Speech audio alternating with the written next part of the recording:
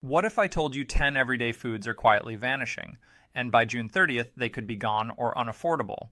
And here's why it matters. Once they're out of stock, prices might never go back down. Stick around because I'll show you exactly which survival essentials you need to grab now before it's too late. Hey everyone, welcome back. I've been digging through prepper forums, grocery price trackers, and survival food reports, and what I found is shocking. From trade disruptions to bizarre climate impacts, certain pantry staples are disappearing way faster than anyone expected. In this video, I'm going to show you 10 survival foods that experts say could vanish by June 30th, and if you miss out, you might regret it big time. We're talking oils, grains, protein sources, and even some unexpected classics most people overlook. While you watch, drop a comment if you've noticed price hikes, empty shelves, or product limits at your local store. I'd love to compare notes. Number 10, cooking oils. Okay, let's start strong. Cooking oils are disappearing fast, and most people have no idea why. You walk into a store, and boom, your favorite brand of olive oil is either out of stock or twice the price. Sounds familiar? Here's the deal. Olive trees are struggling due to wild weather across Europe. Droughts, floods, even pests, they're all hitting hard, and when supply drops, prices explode. It's not just olive oil either. Coconut oil, avocado oil, sunflower oil, they're all getting swept up in the storm. Plus, with everyone switching to healthy fats, demand is skyrocketing. What most people don't realize is these oils don't last forever. Once opened, they start going bad. Rancid oil smells weird, tastes off, and totally ruins your food. In a crisis, you can't afford that. Here's what I do. Buy cooking oils in 2-gallon jugs, especially when they go on sale. Then rotate them, use some for everyday meals, and store the rest cool and dark. Oh, and here's a neat trick. I make homemade pesto with basil and oil, freeze it, and boom, longer shelf life and delicious emergency flavor. If you wait too long, oils will either be unavailable, unaffordable, or just plain gross. Number 29, canned and dry beans, black eagle, boys kidney matzi, lentils, and more. You might be thinking, beans? Really? But hear me out. These little powerhouses are survival gold. Beans are packed with protein, fiber, and shelf life. They're cheap, filling, and you can do 100 things with them. Soups, stews, chili, even snacks. But here's the kicker. They're quietly disappearing. Why? Crop failures, global demand, and packaging delays. The 2024 bean harvest in several regions got slammed by drought. Add in rising export costs, and suddenly your Wilder 25-ounce can of black beans is pushing 3 or just gone. Dry beans? Same story. They used to be the smart prepper choice. Now even bulk suppliers are posting low stock warnings. And let's not forget, beans don't spoil overnight, but the price sure does. I always keep a mix of canned and dry beans. Cans for convenience, dry for long-term storage. And don't just stash them in a dusty box. Rotate and use. I toss lentils into rice, blend chickpeas for hummus, and even bake black bean brownies. Yes, really. If you're not loading up on beans now, you might be standing in a store a month from now wondering why your go-to protein backup just vanished. Number 8, white rice and hard grains. Alright, this one hits hard. White rice and hard grains like barley, farro, and wheat berries are quietly slipping away. And unless you're watching food supply news like a hawk, you might not even notice it until it's too late. Rice is one of the most eaten foods on the planet. It's cheap, stores forever, and feeds a whole family for pennies. But right now, countries like India, Vietnam, and Thailand are cutting back on exports to protect their own supplies. That means less rice for everyone else, especially the US. And the grains, same story. Droughts, flooding, and war-impacted trade routes are making it harder to get bulk grain to market. Farmers are even switching to faster, easier crops to survive the season. What does that mean for you and me? Fewer options, higher prices, empty shelves. The smart move, buy in bulk now. I'm talking 25 12 buckets with tight lids. Keep them dry and cool, and that rice can last years. I store mine with a scoop and oxygen absorbers, and boom, it's ready when I need it. I've seen prices jump 20 to 30% just in the last few months. And some YouTubers are already showing local stores running out of basic long grain rice. This isn't panic, it's a slow vanishing act, and if you wait until July, you might miss the window completely. Number 27, honey. Let's talk about something sweet, but also seriously underrated when it comes to survival. Raw honey. Now, I know what you're thinking. Honey? That's just for toast and tea, right? Nope, not even close. This golden jar of goodness might just be one of the most valuable survival foods you can store. Here's why. Raw honey never spoils. Ever. They found jars of honey in Egyptian tombs that were still good to eat. That's over 3,000 years of shelf life. You can't say that about pasta or peanut butter. But it's not just the shelf life that makes it a must-have. Honey is medicine. Real raw honey is full of antioxidants, antibacterial power, and immune-boosting enzymes. Got a sore throat? Honey. Minor burner cut? Honey. Need energy during a crisis? One spoonful gives you a fast, natural carb boost. It's like nature's energy gel. No chemicals, no weird additives. And here's something most people don't know. The best honey isn't the one in the plastic bear. That stuff is often ultra-filtered and mixed with syrup. What you really want is local, raw honey, straight from the beekeeper, cloudy, thick, sometimes even with bits of wax or pollen inside. That's where the real benefits are. Now let's talk urgency. Bee populations are declining. You've heard it before, but now it's real. Fewer bees mean less pollination, less honey, and yes, higher prices. Some areas are already seeing shortages, especially for raw or organic kinds. And when supply dips, the price per jar jumps fast. I've seen jars of raw honey go from $8 to $18 in less than a year. And guess what? People are still buying them up. Because once you understand what honey really is, it's more than a sweet treat. It becomes a survival essential. In my own pantry, I keep multiple glass jars of raw honey. I grab them from local farmers markets when they're in season, and I store them in a cool, dark spot. I even use it to sweeten emergency oatmeal, dress wounds, and once, no joke, to help soothe a toothache when I couldn't get to the dentist. It works. One more tip. Don't microwave it if it crystallizes. That's natural. Just warm it gently in hot water and it'll turn smooth again. So, if you haven't picked up a few jars of real honey yet, this is your sign. Because when it's gone, it's not just a sweetener that disappears. It's a food, a remedy, and a survival staple all in one. Number 6, powdered milk and freeze-dried eggs. All right, let's get into 2 items most folks overlook. Powdered milk and freeze-dried eggs. Doesn't sound exciting, I know, but in a real emergency, these 2 are absolute game changers. Imagine this. You open the fridge and there's no milk, no eggs. Not because you forgot to shop, but because there just aren't any left to buy. It's already happened in parts of the country. One bad storm or supply disruption, and suddenly fresh dairy is the first thing gone. Now, here's why powdered milk matters. It's long-lasting, easy to use, and super versatile. You can mix it into coffee, use it for baking cereal, or even just drink it plain when there's nothing else. Most brands last up to 20 to 25 years if stored right. That's 2 decades of peace of mind sitting on your shelf. And freeze-dried eggs, lifesavers. Seriously, in a crisis, protein is everything, and these eggs give you exactly that. Scramble them, bake with them, make pancakes. Whatever you do with fresh eggs, you can do with these. Just add water. Some survival brands are even adding real spices and herbs, so you're not stuck with bland food. What's wild is how fast this stuff is disappearing. Major prepper suppliers are already posting out-of-stock warnings on their freeze-dried egg kits. And powdered milk? The price per pouch has nearly doubled in the past 12 months. People are waking up to how valuable this stuff really is. And get this, dairy farms across the U.S. are shutting down. Feed costs are up, labor is short, and milk production has dropped hard. That trickles down to everything. First, fresh milk costs more, then shelves start going empty, then folks panic buy the backups like powdered milk, and just like that, gone. I always keep a couple big cans of each. The milk I buy is sealed in nitrogen-packed containers, and the eggs are from a freeze-dried brand with a 10-year shelf life. I don't use them daily, but I test them every few months just to make sure they're ready when I need them. And honestly, when you can make an omelet during a blackout, you feel like a genius. So yeah, milk and eggs without a fridge might sound impossible, but with powdered and freeze-dried versions, totally doable.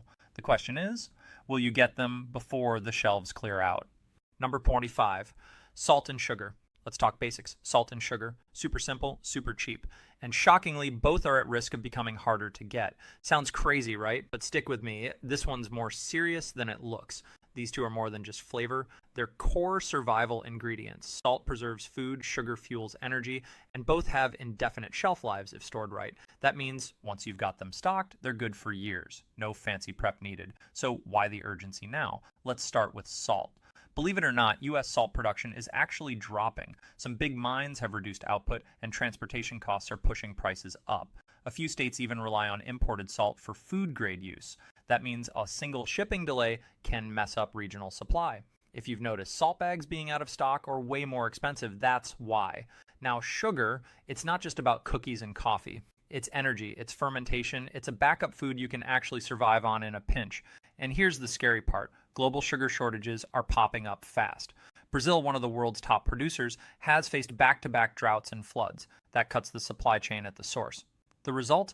US buyers get hit with higher prices and limited inventory. I've personally seen 10 Platsolby sugar bags at my local store go from $5 to almost $9 in just a few months. And if your store hasn't hiked prices yet, it's coming. That's why I've started buying salt and sugar in bulk.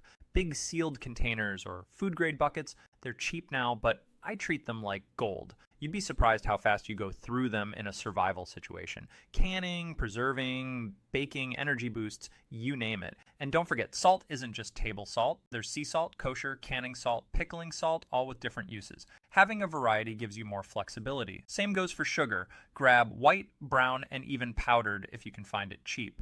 If there's ever a time to stock up on something so basic, it's right now, because when people finally realize how essential these are, they'll vanish off shelves, just like toilet paper in 2020. Number 84, pasta and flour mixes. All right, let's move into the comfort food zone. Pasta and flour. Sounds cozy, right? But here's the truth. These pantry staples are way more critical than people realize, and they're starting to vanish from shelves for reasons most folks don't see coming. Pasta is one of the cheapest, most filling carbs you can buy. It's easy to cook, stores forever, and kids love it. That alone makes it a top-tier survival food, but behind the scenes, there's a problem. Durum wheat, the special kind used to make pasta, is in short supply. Crop failures in places like Canada and Italy, two of the world's biggest producers, have pushed durum prices through the roof. That means less pasta is being made. And the stuff that is available, it's getting more expensive by the week. I've seen boxes of pasta at my store double in price, and sometimes whole shelves are just empty. And don't even get me started on gluten-free pasta. That stuff disappears the minute it's stocked. Now let's talk flour mixes, pancake mix, biscuit mix, muffin mix. These are lifesavers when there's no fresh bread around. Just add water or eggs, maybe some oil, and boom, you've got food. But here's the thing. Most of these mixes rely on mass milling plants. If one of those gets hit with a supply issue or transport delay, entire regions can feel it. Some mills are already slowing down production to cut costs. Others are struggling to source wheat that's not contaminated, weather damaged, or overly expensive. And when they do produce, it goes fast. That's why I keep vacuum sealed flour and pasta in my pantry. For flour, I buy big 10 bags and seal them in mason jars or mylar with oxygen absorbers. For pasta, I look for bulk boxes, especially elbow and spaghetti, because they stack and store easily. And listen, don't wait until you're down to your last half bag of penne, because if prices keep climbing or shipments stall, you'll be left staring at a shelf full of overpriced organic spirals that cost more than dinner should. So yeah, pasta and flour might sound like small stuff until they're not there. Number 3. Coconut oil and ghee. Okay, let's talk fats. Not just any fats, but the good long-lasting survival kind, coconut oil and ghee. In any crisis, whether it's a blackout, a supply chain freeze, or even just skyrocketing prices, calories are king. And fats are the most calorie-dense food there is. A single tablespoon of coconut oil has over 100 calories. Ghee, even more. That means a little goes a long way, and when food is scarce, that really matters. Now here's what most people don't realize. Not all fats are built to last. Your regular butter, it spoils. Vegetable oil, it goes rancid fast, especially in heat. But coconut oil and ghee, these are your survival MVPs. Let's break it down. Coconut oil is a natural antimicrobial. It resists spoilage because it's high in saturated fats. That's also what makes it solid at room temp. It's stable. You can cook with it, bake with it, even use it on your skin or lips in a pinch. Plus, it doesn't need refrigeration. Ghee, basically clarified butter, is another gem. It's butter that's been cooked down to remove the water and milk solids. That makes it shelf-stable and rich in flavor. And unlike butter, it won't burn at high temps, perfect for frying eggs or searing meat on a camp stove. But here's the thing. These fats are starting to disappear. Not because people are hoarding them yet, but because demand is outpacing supply, especially for coconut oil. YouTube prepping channels and even Reddit survival forums are full of folks talking about coconut oil shortages in big box stores. The tropical countries that produce it, like the Philippines and India, have been hit with storms, crop failures, and higher export costs. And ghee, it's becoming a hot item, even outside the prepping world. Keto diets, paleo fans, and natural food buyers are snatching it up fast. And let's be real, if you've checked the price of ghee lately, you've seen how fast it's climbing. It used to be $6 or $8 a jar. Now, $15 or more in some stores. I keep multiple jars of both. Glass jars of ghee, sealed tight, stored in my pantry bins. big tubs of coconut oil stacked neatly on a cool shelf. No sunlight, no heat. That's the secret to making them last even longer. I rotate them too. I cook with the older ones and replace what I use. And don't forget, in a survival situation, fats do more than feed your body. They keep you full, they keep you energized, and they help your body absorb vitamins from other foods, especially fat-soluble ones like A, D, E, and K. Plus, in cold weather, a spoon of coconut oil in your morning oatmeal or coffee can give you the energy boost you need to get through the day. So if your pantry doesn't have a solid fat reserve yet, now's the time, because when the cheap stuff runs out, and trust me, it will, it'll be this kind of long-lasting fat that keeps meals going strong. Number 22, canned vegetables and fruit. All right, we're getting close to the top, and this one's huge. Canned vegetables and fruit. It might not sound thrilling, but in a long-term emergency, these cans can be the difference between surviving and actually staying healthy. Most people think of canned food as boring or something you only buy when it's on sale, but here's the truth. These shelves are thinning out and fast. Canned goods used to be easy to find. Now, not so much. Let's start with the why. First, the cost of tin, aluminum, and shipping has jumped like crazy. Companies are paying more to package every can, and they're passing that cost straight to you. On top of that, weather disasters have slammed major produce growing regions. California, for example, just had another round of flooding and heat waves. Bad news for tomatoes, peaches, corn, and green beans. Less produce means fewer cans. And here's what a lot of folks don't know. Some stores are limiting orders from smaller brands. Why? Because of backlogs from big food distributors like Unify. When they're backed up, small co-ops and independent markets get hit first. That means certain canned foods just stop showing up. I've walked into stores and seen entire sections wiped out. No canned spinach, no fruit cocktail, no diced tomatoes.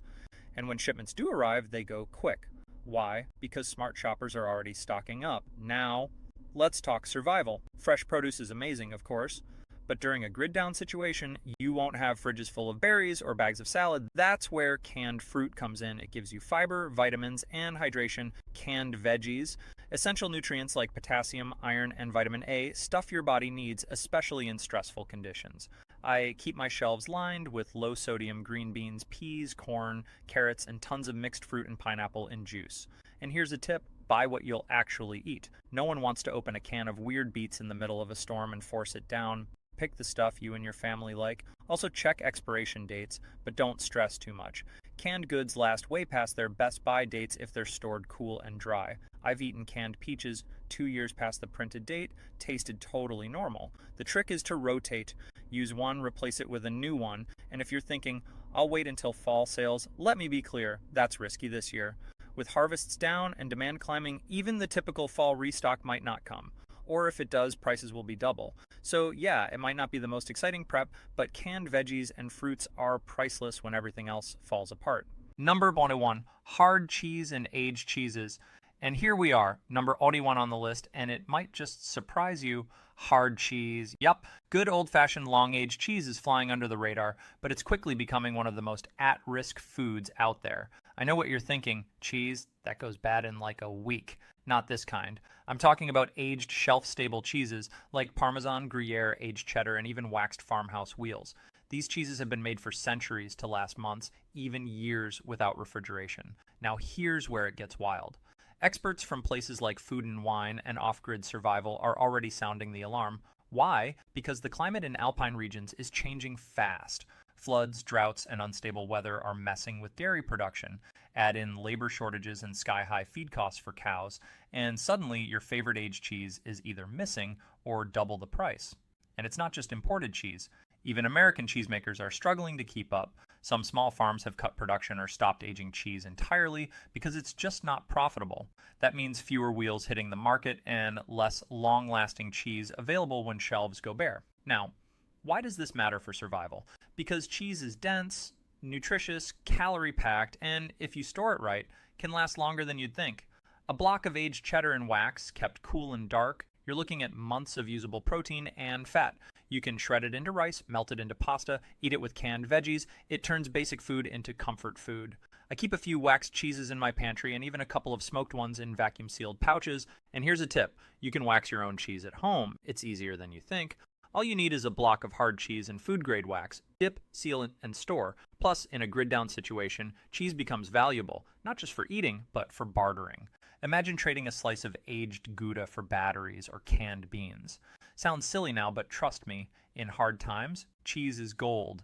And the kicker, prices are already going up. I saw a half-pound wedge of imported Parmesan go from $8 to $14 at my local store, and that was before the summer heat waves hit Europe. Some stores are even limiting how much you can buy. So if you see a deal on aged cheese, don't walk, run. Get it, wrap it, and stash it. Because once this stuff disappears, it won't come back cheap. And when you're down to rice and beans, a little sprinkle of real cheese can feel like a feast. Now that you've got the full list, let's talk about how to actually store all this stuff. Because if you don't store it right, you'll end up wasting your time and money. And in a crisis, spoiled food is the last thing you need. Let's start with the basics. Cool, dark, and dry. That's your survival food holy trinity. A dark pantry, a closet with no sunlight, or even big storage bins under the bed can work. Light and heat are your enemies when it comes to long shelf life. For grains like rice and pasta, I use food-grade buckets, the big ones that hold 25 to 50 pounds. Line them with Mylar bags and throw in a few oxygen absorbers, seal them tight, and you've got food that'll last 10-25 years easy. Beans, flour, soda, and sugar. Same method. If you don't have buckets, use mason jars with tight lids or vacuum-sealed bags. You don't need a fancy system, just airtight and dry. Keep a small amount in your kitchen and rotate it into meals so you're using what you store. That's called FIFO, first in, first out, coconut oil, ghee, and honey. They like cooler temps but don't need the fridge unless it's opened and getting old. I keep them in my bottom pantry drawer where it stays cool. Pro tip, write the purchase date on top with a Sharpie. That way you always know what to use first. And those freeze-dried eggs and powdered milk, keep them sealed in their original packaging if it's heavy duty. But if they come in paper pouches, transfer them to Mylar with an absorber to keep moisture out. Don't forget, these are your emergency dairy. You're not eating them daily, so protect them like gold. Same goes for cheese. If it's waxed, leave it as is. If not, learn to wax it yourself. Just melt food-grade wax, dip the cheese, let it harden, and store it in a dark, cool cabinet. No fridge needed, and it can last months this way. And here's something most people miss. Label everything. You think you'll remember which bucket has lentils and which one has sugar? You won't. Use labels, date them, and keep a notebook or phone list if you're getting serious with storage. Don't panic buy, though. This isn't about emptying your wallet. It's about building your stash piece by piece. Grab 1 or 2 extra items on every grocery run. Over time, it adds up, and you'll be shocked how fast your emergency pantry grows. And hey, if you've got creative ways you store or preserve food, share them in the comments. I read every one, and someone out there might need your trick to stay prepared. So here we are. You've seen the list. 10 survival foods that are disappearing fast, some even vanishing before June 30th. Not next year, not someday, now. From cooking oils and beans to cheese, canned veggies, and raw honey, these aren't just pantry fillers, these are long-term lifelines. And once they're gone, they might not come back anytime soon. Or if they do, it'll be at double the price. We're not talking about panic or prepping out of fear. This is about being smart, reading the signs, and staying ahead of the curve, because the signs are everywhere. Price hikes, empty shelves, limited stock notices, and shrinking package sizes. And trust me, once the crowd catches on, it's already too late. If you've watched this far, you already know what to do. Start small, be strategic, build your survival pantry one smart decision at a time. If this video helped you out, smash that like button. It really helps this content reach more people who need to hear it. Drop a comment below and tell me what you are seeing at your local stores. Are canned goods disappearing? Oil prices rising? Let's build a real-time grocery survival map together. And if you haven't yet, subscribe and turn on that bell. I've got more deep dives coming on low-cost prepping, secret food storage hacks, and what to stock next before it's wiped out. Stay smart, stay stocked, and I'll see you in the next one.